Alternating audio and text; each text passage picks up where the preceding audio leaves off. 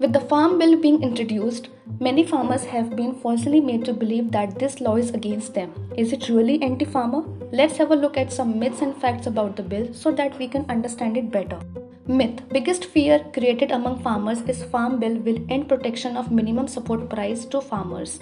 Fact: minimum support price is mentioned in the bill Agreement on Price Assurance and Farm Service Act 2020, point number 5, and farmers will also have options to sell their produce to private companies.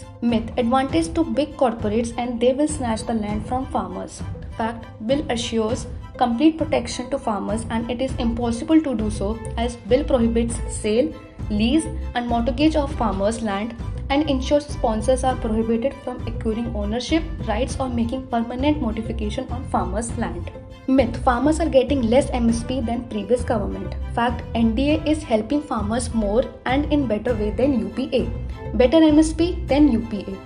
200% rise in purchase of wheat and 250% in purchase of paddy by Modi government compared to UPA 2 directly from farmers. Pulses worth rupees 50,000 crore purchase, that is 7,592 times compared to 650 crore by UPA 2.